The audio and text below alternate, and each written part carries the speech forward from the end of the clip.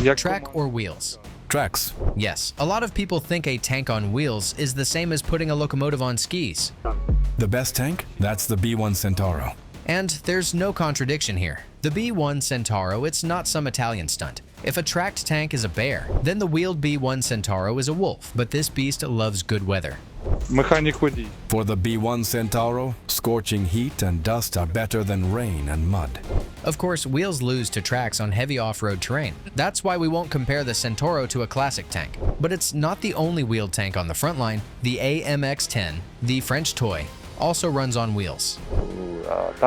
As for the wheels, driving the AMX-10 is basically the same as driving a truck, except you've got levers instead of a steering wheel. Seems like this AMX-10 driver isn't telling us everything, but you'll find out more about the French vehicle's handling a bit later. The Italian and French tanks are now fighting somewhere around Pokrovsk, and it's very, very hot there. Well then, it's the perfect moment to compare them, and at the same time figure out which gun is better, the French one or the Italian one. How do Ukrainians actually use wheeled tanks? And does the whole concept of a wheeled tank really make sense? So let's start with the guns, because both of these machines found themselves in conditions where the gun plays first fiddle.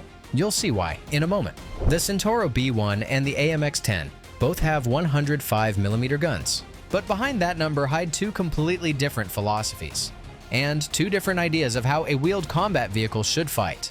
Take a look at what the French one fires. Oops, they blurred out the type of ammunition. Time to switch to Detective Poirot mode. Take a closer look at the markings VO 1400 and VO 800. This is the ballistic designation for muzzle velocity, measured in meters per second. And the French are one of the few who print this characteristic directly on the shell. So, the AMX-10 uses exclusively French ammunition that is not interchangeable with standard NATO shells. So what exactly are these shells? We don't keep secrets from you, so we're counting on your loyalty. Hit that like button right now because it helps our stats. Thank you. So, OFL is an acronym from the French obus flèche, which means arrow shell. In reality, this is the French variant of the APFS-DS round, armor-piercing, fin-stabilized discarding sabot. Rumor has it that it can penetrate the frontal armor and turret of Soviet T-55s and T-62s at distances up to 2,000 meters. Modern tanks? Forget it. It won't penetrate even point blank. Well, unless you sneak up on it and hit the side or the rear. But to do that, you'd have to jump right into the enemy tank's line of sight and get your ass handed to you. That's exactly why Ukrainian crews use other ammunition and a different tactic. Let's start with the shells. Most often we use heat rounds, and smoke rounds have also worked great. OFUM are exactly the shells you saw in the ammo rack. These are smoke rounds, whose main purpose is to create a smoke screen to mask the movement of friendly forces or conceal their positions from enemy observation. But Ukrainians use them against infantry. When it hits the target, it forms a smoke screen, so the enemy can't understand where the fire is coming from. The destructive power of the OFUM shell is lower compared to high explosive rounds. Its main danger lies in its incendiary effect and the smoke, which makes breathing and visibility much more difficult.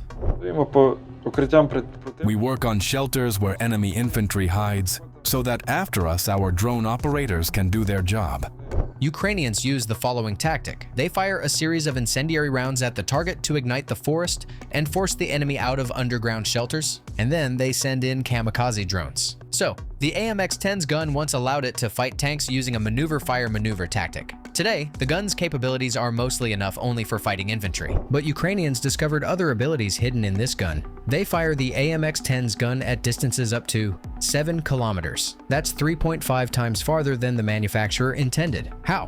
Watch. If you elevate the barrel to a high angle, the shell flies on a long arc and goes much farther, even beyond direct line of sight. This technique is called indirect fire. The thing is, the AMX-10's gun has a rifled barrel, which gives the shell excellent flight stability. Boom. And a few seconds later, the enemy gets a present. And what about accuracy? Look, they use a bustle, just like real artillerymen. If you have the target's coordinates, the rest is simple. Boom. And the enemy goes straight to heaven. So yes, the AMX-10 can still be useful even in a modern war. What matters is having a good head on your shoulders, a solid rifled gun, convenient controls, and the right ammunition. And what about the gun on the B1 Centauro? It is also equipped with a rifled 105mm gun called the Canon OTO Malera 105/52 LRF. You may have seen a similar gun, just from another manufacturer, on the Leopard one. We have several videos on our channel where Ukrainians share their impressions of this tank, and especially its gun. If you missed any of them, subscribe. We release new videos about Western weapons on the battlefield several times a week. So, unlike its French counterpart, the B1 Centauro can use all standard NATO 105mm ammunition. But even among that list, there are favorites.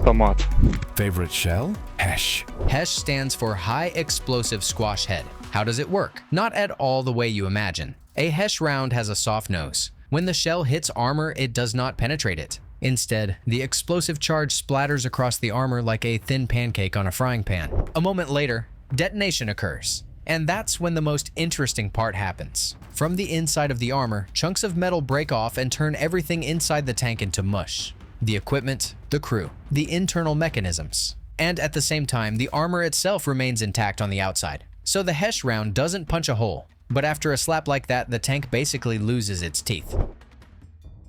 But the 105mm HESH fired from the Centauro B1's gun is practically no threat to modern tanks. The reason is simple. The entire concept of HESH relies on transmitting a shockwave through solid steel armor.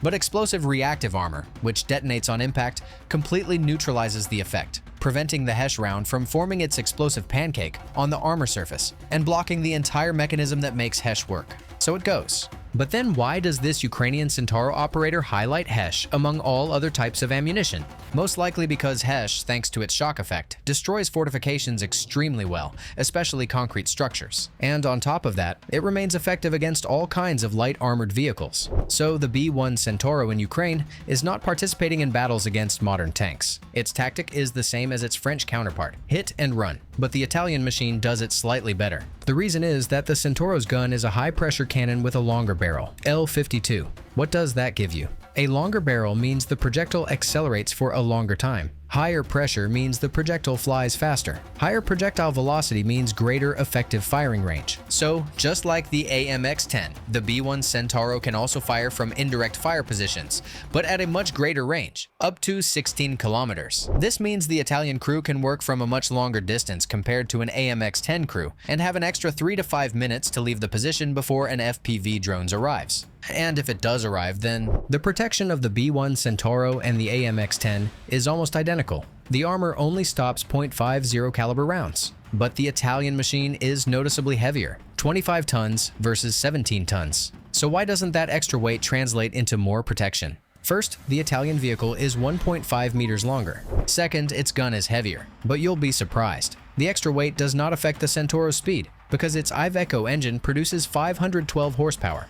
While the French engine gives only 300 horsepower. That's why both the heavy B1 Centauro and the light AMX-10 can accelerate on good terrain to the same top speed, up to 100 kilometers per hour. Neither vehicle likes heavy off-road terrain, but on firm ground, the B1 Centauro is basically a Lamborghini with a cannon. It even has a steering wheel. But the main thing is that it uses an 8x4 wheel configuration, and at low speed, the last axle engages and gives a rear steering effect, just like in sports cars. And what about the AMX-10? Look, it turns like a real tank, meaning its turning radius is 0. But that tank-like steering limits agility at speed, so you can't quickly dodge a mine or a pothole. And on top of that, it has levers instead of a steering wheel, which only complicates driving.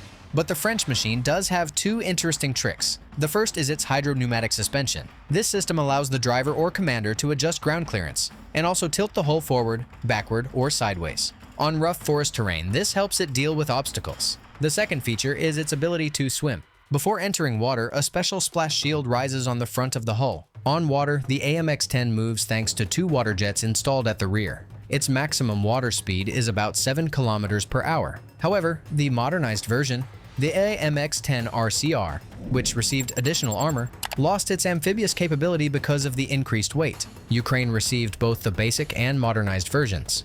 But all of them now have extra protection against drones, which means we won't see swimming AMX-10s in this war.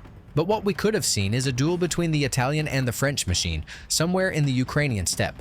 A few years ago, Russia was actually planning to buy a batch of B1 Centauros and Freccia APCs for its army. For 2 years, they tested the Italian armor, but eventually abandoned the idea, most likely because of the wheeled chassis and the limited armor. Wheeled tanks have limited mobility in rough terrain and weak armor. But the war in Ukraine shows that the thickness of a tank's armor is not a guarantee of survival on the battlefield. At the same time, high speed and maneuverability make it possible to use the much safer hit-and-run tactic, which has become essential for both sides.